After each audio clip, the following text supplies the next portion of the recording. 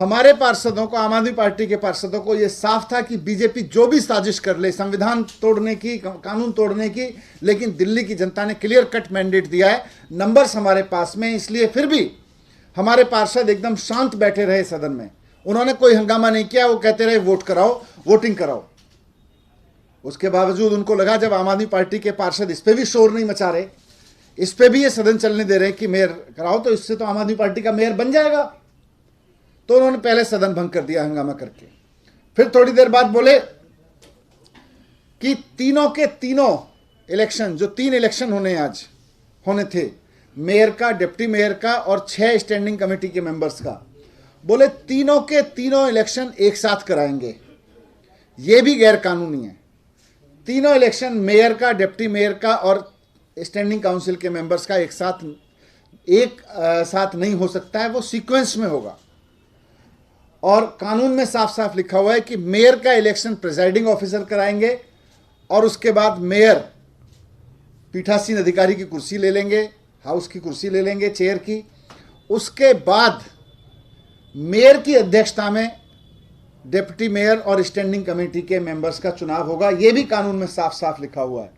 मैं आपके सामने जो ट्रांजैक्शन ऑफ बिजनेस रूल्स है, the Delhi municipal corporation conduct of business के जो रूल्स हैं, उसकी कॉपी लेकर आया हूँ। उसमें लिखा हुआ है, उसके रूल 7 में लिखा है, mayor to preside over the rest of the meeting, की एक बार मेयर का इलेक्शन होगा और मेयर के इलेक्शन के बाद as soon as the mayor is elected he shall preside over the meeting for transaction of the rest of the business. Rest of the business का मतलब आगे जो कुछ भी होना है वो मेयर की अध्यक्षता में होगा, मेयर सीट ले लेगा। फिर डेप्यूटी मेयर के इलेक्शन के बारे में भी लिखा हुआ है कि इलेक्शन तो मेयर की तरह से ही होगा, लेकिन the provision of regulation of section 6 rule 6 जिसमें मेयर का इलेक्शन है, as far as may be to the election of deputy mayor, यानी कि मेयर का प्रोसीजर ही डेप्टी मेयर में लागू होगा, लेकिन subject to the notification that any reference therein in the presiding authority shall be constituted as a reference to the mayor। यानी कि rule 6 में साफ साफ लिखा हुआ है कि मेयर का चुनाव कैसे होगा, प्रिजाइडिंग ऑफिसर कराएंगे। और आगे रूल 7 में और 8 में लिखा हुआ है कि मेयर उसके बाद में सदन की अध्यक्षता ले लेंगे और डिप्टी मेयर का इलेक्शन मेयर की अध्यक्षता में होगा, मेयर कराएंगे। ये भी रूल में साफ साफ लिखा हुआ है।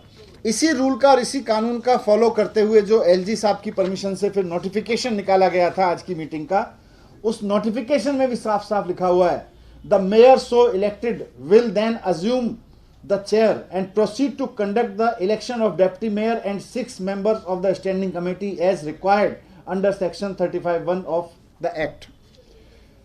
नोटिफिकेशन कह रहा है, रूल कह रहे हैं, कानून कह रहा है, संविधान कह रहा है कि साहब पहले मेयर का इलेक्शन होगा, मेयर के इलेक्शन के बाद मेयर की अध्यक्षता में डिप्टी मेयर का इलेक्शन होगा, फिर स्टैंडिंग कमेटी के मेयर का इलेक्शन होगा।